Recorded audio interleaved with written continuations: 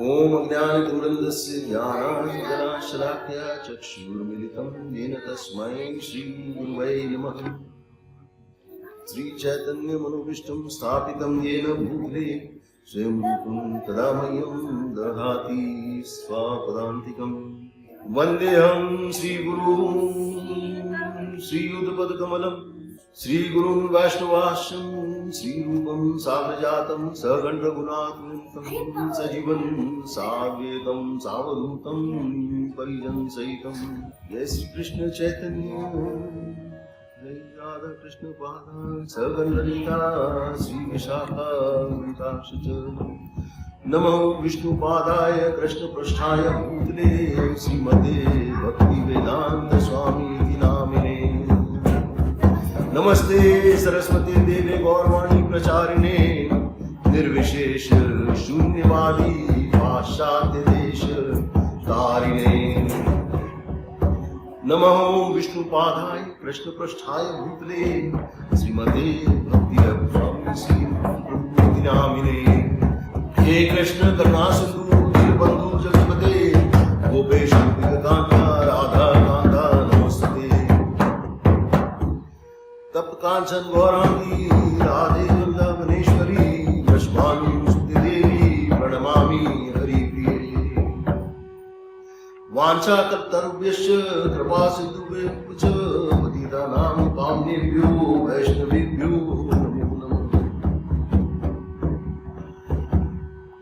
ओम नमो भगवते वासुदेवाय ओम नमो भगवते वासुदेवाय ओम नमो भगवते वासुदेवाय। नारायणं नमस्कृत्यं नरं चैव नरोत्तमं देवीं सरस्वतीं व्यासं ततो जयमुदीरये। शृण्वतां स्वकथा कृष्णः पुण्यश्रवणकीर्तन हृदयन्तस्थो हृदयानि विदुनोति सताम्। नष्टप्रायेषु भद्रेषु नित्यं भागवत सेवया भगवद्गीतं श्लोके भक्तिर्भवति नैष्ठिकी। साधु अभिमन्युना मतलब वीर अभिमन्यु द्वारा सह मतलब वह वे निश्चय ही द्रोणी अस्त्र द्रोण के पुत्र द्रोण के हथियार द्वारा संपुष्ट मतलब जलाया जाकर पुनः मतलब दोबारा भगवत श्री भगवान द्वारा घृत मतलब बचाया गया था। महान वीर अभिमन्यु द्वारा अपनी पत्नी उत्तरा के गर्भ में स्थापित कुरु के वंशज का भूल द्रोण के पुत्र के अस्त्र द्वारा भस्म कर दिया गया था, किंतु बाद में श्री भगवान ने उसकी पुनः रक्षा की। तात्पर्य जैसे प्रभुपाद महान वीर अभिमन्यु से उत्तरा द्वारा गर्भ धारण करने के बाद जब परीक्षित का शरीर पूर्णावस्था में था तब अश्वत्थामा के ब्रह्मास्त्र द्वारा वह भस्म कर दिया गया था, किंतु श्री भगवान ने गर्भ के भीतर दूसरा शरीर प्रदान किया। इस तरह पुरु का वंशज बचा लिया गया। यह घटना इसका प्रत्यक्ष प्रमाण है कि शरीर तथा जीव अर्थात आध्यात्मिक स्फुलिंग भिन्न भिन्न है। कि बहुत महत्वपूर्ण लाइन है इस तात्पर्य की। इस लाइन को मैं फिर से दोहराता हूं। यह घटना उसका प्रत्यक्ष प्रमाण है कि शरीर तथा जीव अर्थात आध्यात्मिक स्फुलिंग भिन्न भिन्न है। जब पुरुष के वीर्य के प्रवेश से स्त्री के गर्भ में जीव आश्रय पाता है तो पुरुष तथा स्त्री के स्रावों का मिश्रण होता है, जिससे मटर के आकार का शरीर निर्मित होता है, जो धीरे धीरे बढ़कर पूर्ण शरीर में विकसित हो जाता है। किंतु यदि किसी तरह यह विकासशील भ्रूण को नष्ट कर दिया जाता है तो जीव को दूसरे शरीर में या दूसरी स्त्री के गर्भ में आश्रय लेना पड़ता है।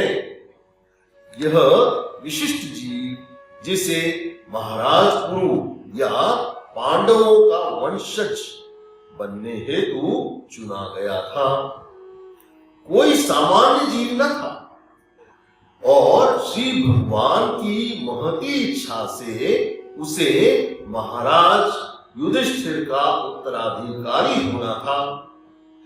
अतः जब अश्वत्थामा ने महाराज परीक्षित के भ्रूण को विनष्ट कर दिया तो श्री भगवान अपनी अंतरंगी शक्ति के द्वारा अपने स्वांश से उत्तरा के गर्भ में भावी एवं संकटग्रस्त महाराज परीक्षित को दर्शन देने हेतु प्रविष्ट हुए। गर्भ के भीतर अपने प्राकट्य से श्री भगवान ने शिशु को प्रोत्साहित किया और अपनी सर्वशक्तिमत्ता से नवीन शरीर में उसे पूर्ण सुरक्षा प्रदान की। वे अपनी सर्वव्यापकता की शक्ति से उत्तरा तथा पांडव परिवार के अन्य जनों के भीतर तथा बाहर उपस्थित थे। बहुत सुंदर तात्पर्य और इतना स्पष्ट रूप से श्री रूपाद ने इसको समझाया है। इसके कुछ विशेष पॉइंट्स एक मैं दोहरा चुका हूं। मतलब जीव एक सेपरेट एंटिटी है, बॉडी एक सेपरेट एंटिटी है। जीव जब तक है, बॉडी भगवान दूसरी प्रदान कर सकते हैं, करते हैं। इस श्लोक में यही इस पास्टाइम का यही बताया गया है। एक आपने बंगाली कहावत सुनी होगी, राखे कृष्णा मारे कृष्णा, ठीक है।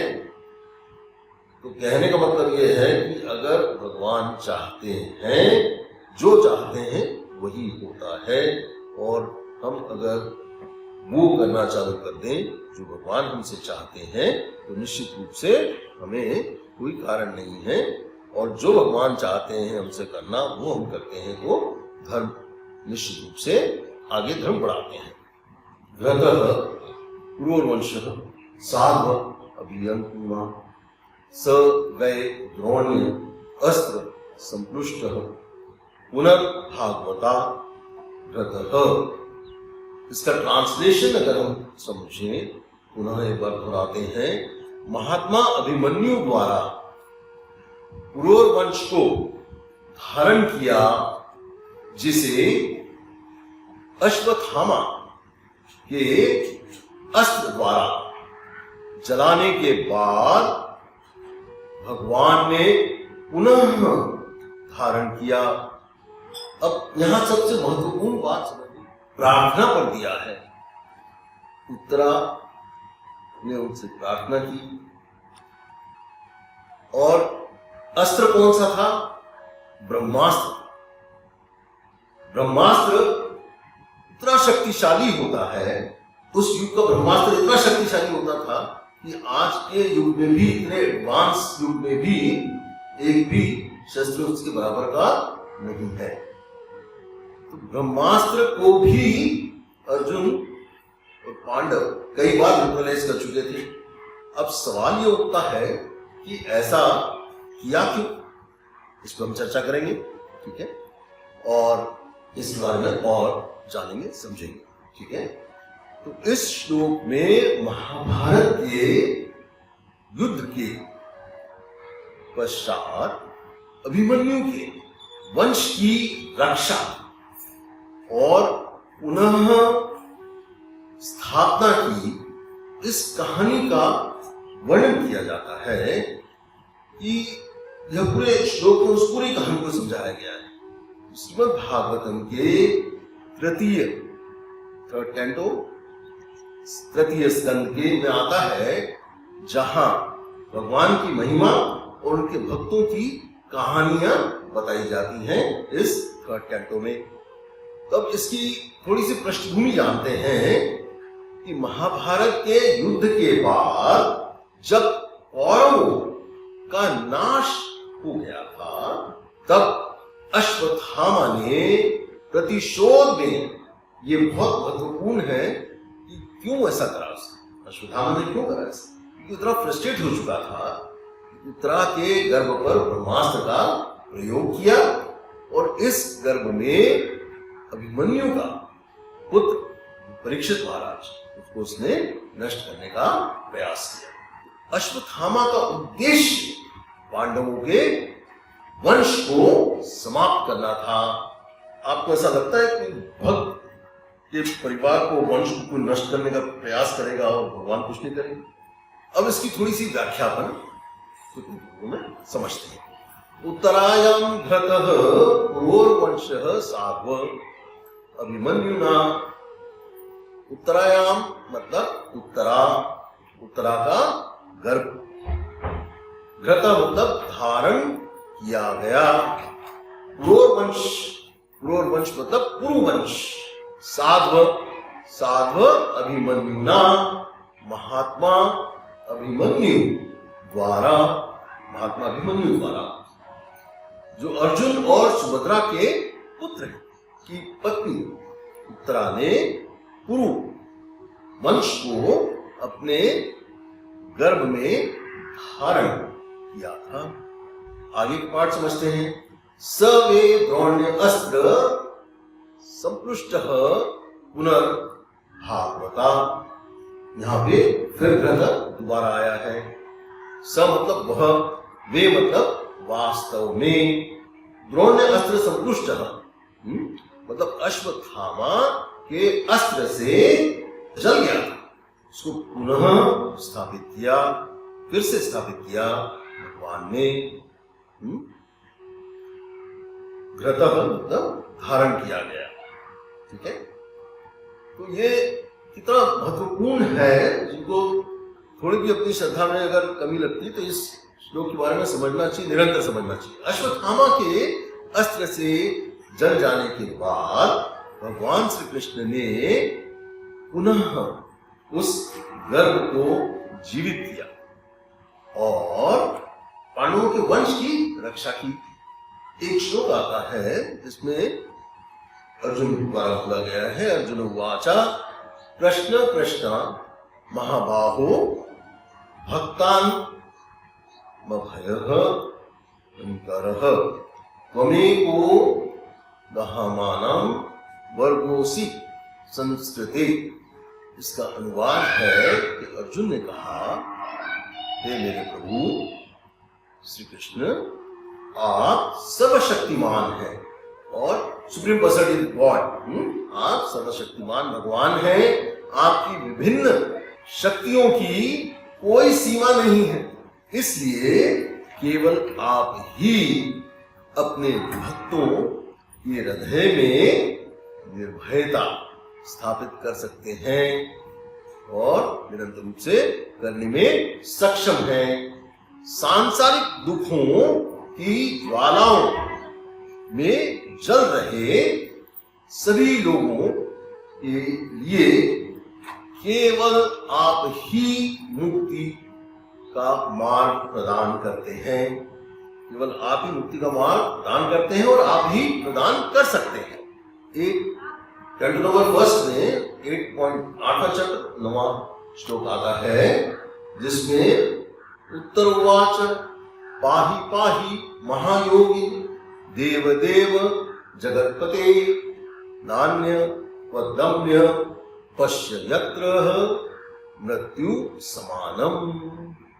ये बहुत महत्वपूर्ण श्लोक है जो इसी श्लोक से रिलेटेड है। इसका अनुवाद समझते हैं। उत्तरा ने कहा, हे देवों के देव, जगत के देव, आप महानतम मनीषी हैं, कृपया मेरी रक्षा करें, मेरी रक्षा करें। क्योंकि उसने ये देख लिया था कि उसने ब्रह्मास्त्र उसके गुण नष्ट करने के लिए छोड़ा है, क्योंकि इस द्वैतमय संसार में मृत्यु के चुंगल से मुझे बचाने वाला कोई और नहीं है। श्रीमद् भागवतम के सेकंड कैंटो में फर्स्ट चैप्टर के 4th नंबर का श्लोक आता है, देहपत्य करत्रा दिश्यत मंस्ने श्वेसस्वपि तेषां प्रमत्तो निधनम पश्यन्नपि न पश्यति।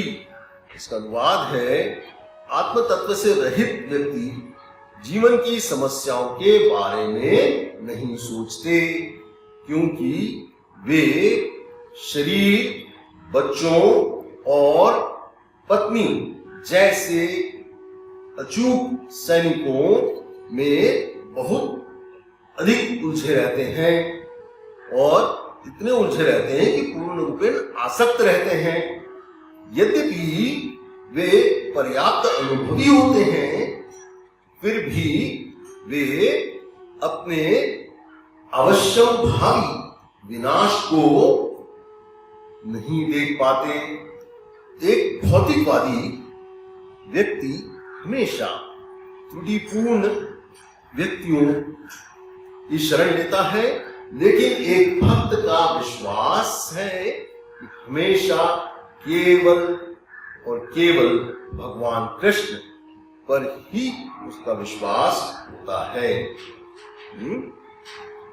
श्रीमद् भागवतम के 10th कैंटो में चैप्टर नंबर 14 श्लोक नंबर 8 में आता है, तत्ते अनुकंपा सुसमी शमानो भुजान एवत् कृतम विपाकम दत् उर्मी विदर्मस्ते जीवेत यो मुक्ति पदे सदायक दायक भाग। इसका अनुवाद है, हे मेरे प्रिय भगवान, जो व्यक्ति आपकी अनुकंपा की प्रतीक्षा करते हैं और प्रतीक्षा करते हुए अपने पिछले कर्मों के फलस्वरूप आने वाले दुखों को धैर्यपूर्वक सहन करता है और हृदय, वाणी और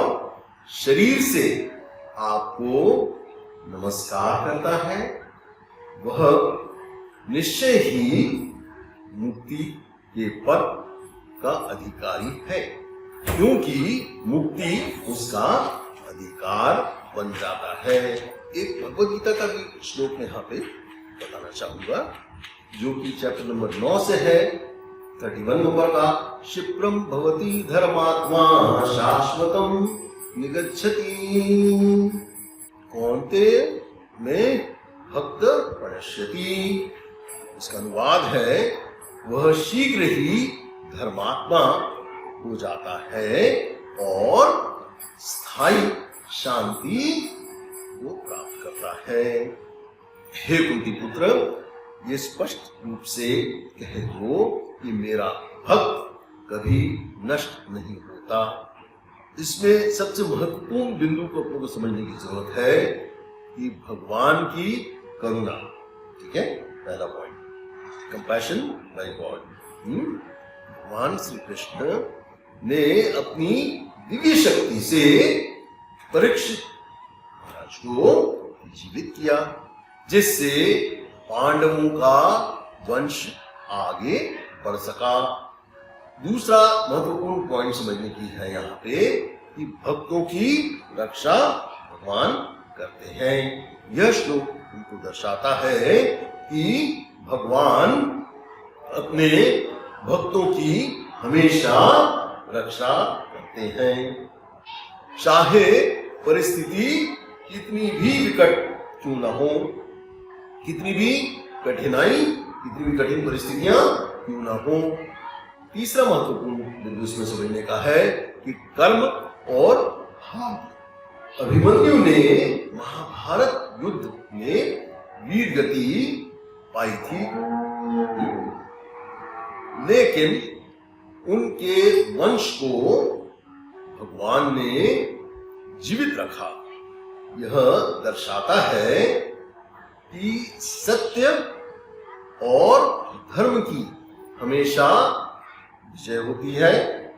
और इसका सबसे महत्वपूर्ण, अब हम निष्कर्ष पे आ रहे हैं, इस श्लोक के माध्यम से भगवान हमको ये समझाने का प्रयत्न कर रहे हैं कि भगवान श्री कृष्ण अपने भक्तों की सदा रक्षा करते हैं और सत्य और धर्म की विजय सुनिश्चित, धर्म और सत्य की विजय निश्चित।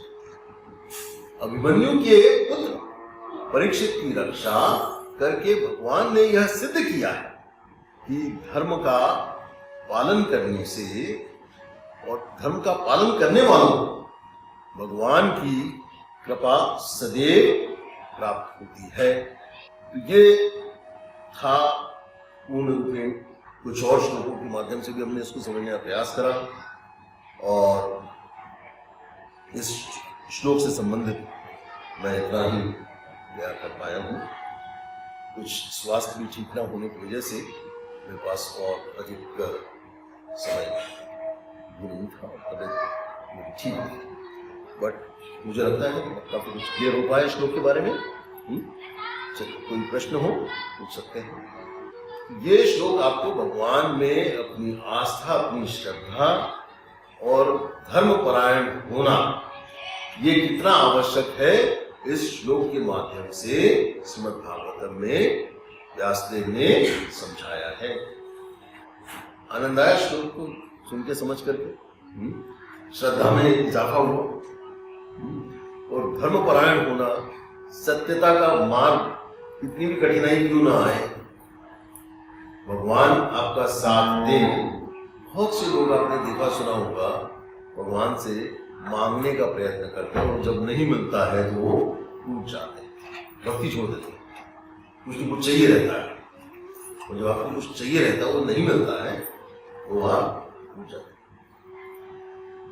निष्काम भक्ति जो है तभी आप जब करेंगे तभी, और सत्यता और धर्मपरायण रहेंगे तभी आप उम्मीद कर सकते हैं भगवान आपको पूर्ण रूपेण आपका साथ दे।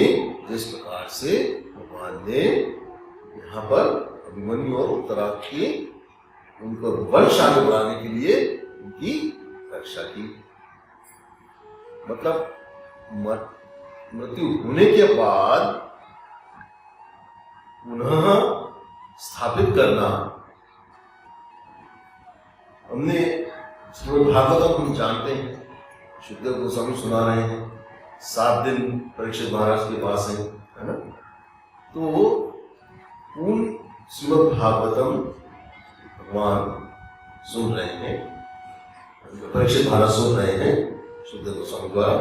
और तो इससे ये हुआ था तभी तो परीक्षित महाराज आए थे, है ना। तो इसमें तो कोई डाउट होने का कुछ शंका होनी नहीं चाहिए, है ना। तो महाभारत युद्ध बहुत एडवांस तरीके से लड़ा गया और ब्रह्मास्त्र मतलब ब्रह्मा जी द्वारा दिया गया अस्त्र। अब उसका उपयोग कब करना है ये जिसको दिया गया है वो ही तय करेगा। प्रतिशोध कितना पीड़ा पहुंचा सकता है उसका बहुत बड़ा ये उदाहरण है ना। तो इसका एक बार निष्कर्ष में फिर से दोहरा देता हूं। इस श्लोक के माध्यम से भगवान श्री कृष्ण की महिमा, उनकी लीलाओं और उनके भक्तों पर उनकी कृपा के विभिन्न पहलुओं का भी हमको ज्ञान होता है। यह ऐसे तमाम श्लोक हमें यह समझाते हैं कि भगवान सदा अपने भक्तों की रक्षा करते हैं और धर्म का पालन करने वालों को हमेशा अपनी सुरक्षा, अपना आशीर्वाद प्रदान करते हैं। ठीक है, निष्कर्ष क्लियर हुआ। तो इन श्लोक के अध्ययन से हमें भक्ति, धर्म और सत्य के मार्ग पर निरंतर चलते रहने की प्रेरणा प्राप्त होती है। तो कुछ और प्रश्न हो, कुछ और पूछना चाहते हैं? जी बोलिए। आपने अभी एक पॉइंट बोला था कि material people don't think about belief because they were attached और उनके पास इनफ एक्सपीरियंस भी होता है, काफी ज्यादा एज होने पर होता है, पूरा एक्सपीरियंस होता है कि कौन कौन से डिजीज हैं, कौन कौन क्या दिक्कतें हैं, सब देख चुके होते हैं, but still they were so attached, वो भगवान को सरेंडर नहीं कर रहा था। मटेरियलिस्टिक वर्ल्ड में हम अक्सर जो है फ्रस्ट्रेटेड और डिप्रेस्ड हो जाते हैं, है ना। और वैकुंठ मतलब भगवान का धाम, मतलब वहां कोई कुंठा नहीं। तो हमें और भगवान को कैसे पाया जा सकता है? भक्ति का, है ना। निरंतर चैंटिंग, सेवा और following up ABCD। A for association of devotees, B for books reading, reading scriptures. Daily you should read something. Okay? 2 श्लोक 3 श्लोक मिनिमम रोज, है ना। जितना डिटरमिन्ड और जितना एक नियम बना करके करेंगे उतना हमें कनेक्टिविटी, उतना हमको कॉन्फिडेंस अंदर से इस मटेरियलिस्टिक वर्ल्ड में तभी मिल पाएगा। मटेरियलिस्टिक वर्ल्ड की दूसरी क्या खासियत है? भय, है ना। सारा टाइम भय लगा रहता है हर चीज का, इल्यूजन, माया। वो तीसरा मतलब जो नहीं है उसको हम बिलीव करते हैं, वो तो मुझे इल्यूजन। और ये सब चीजें ही हमको श्रीमद् भागवतम से सीखने का मौका मिलता है। Bhagavad Gita as it is, Shrimad Bhagavatam, Chaitanya Charitamrita. पहले ये 2 पढ़िए, उसके बाद चैतन्य चरितामृत, और उससे संबंधित क्लास जो भी सुनने समझने का मौका मिले, क्योंकि प्रेमा भक्ति जो है चैतन्य चरितामृत से ही आपको धर्म क्या है, भगवान के बारे में जानना और भगवान से प्रेम करना। बहुत सिंपल है, बहुत सिंपल डेफिनेशन कर दी, क्योंकि कंफ्यूजन नहीं है। जितना हम अत्यधिक जानने का प्रयत्न करेंगे, भगवान आपसे प्रसन्न रहेंगे और आपका हर संभव, जिस प्रकार से परीक्षित महाराज को उन्होंने कुरुवंश की उन्होंने रक्षा करी है, उसी प्रकार लेकिन साथ ही साथ में जिस प्रकार से उनकी प्रार्थना करने में द्रौपदी को भी भगवान ने का मदद की, प्रार्थना करते है ना। ये नहीं कि आज मैं करता रहा हूँ, रोज करता रहा हूँ, लेकिन जब क्राइसिस आया तो क्राइसिस में इतने उलझ गए, ये सब चीजें सब भूल गए। क्राइसिस में तो हमें भगवान को ज्यादा याद करना है। दुख में सुमिरन सब करे, सुख में करे ना कोई, जो सुख में सुमिरन करे और दुख पाए हुए बचपन से पढ़ते आ रहे हैं। लेकिन अगर स्थायी रूप से अगर हम शिल्प उपाद ने 16 माला का नियम क्यों दिया, ताकि आप उतना टाइम तो चैंटिंग करोगे, कम से कम 1.5-2 घंटा तो आप उतना भगवान के लिए दोगे। अगर ये माला का नहीं होता नियम, और देखिए बहुत बड़ी बात है, शिल्प उपाद ने अपने डिसाइपल्स के लिए ही 16 माला का नियम दिया। उनके गुरु ने भक्ति सिद्धांत सरस्वती ठाकुर 64, कितनी कृपा है। शिल्प का कंपैशन समझ पा रहे हैं हम 16 करने में हमारी मुश्किल होती है, तो 64 तो रोज फेल होते, रोज रोते रहते, आज भी नहीं हुई, आज भी नहीं हुई। तो इस बात के लिए हमें शिल्प का बहुत बहुत धन्यवाद अदा करना चाहिए कि उन्होंने इस चीज को स्वीकार किया और 16 माला का नियम हमको दिया। लेकिन एक बात और भी है, आपने एक श्लोक सुना, भजताम प्रीति पूर्वकम, प्रीति पूर्वक चैंटिंग करनी है, सब हरे कृष्ण कृष्ण लड़ना नहीं, हरे कृष्णा कृष्णा कृष्णा हरे हरे, हरे राम राम राम हरे हरे, हरे कृष्णा कृष्णा कृष्णा हरे हरे, हरे राम राम राम हरे हरे, हरे कृष्णा कृष्णा कृष्णा हरे हरे, हरे राम राम राम हरे।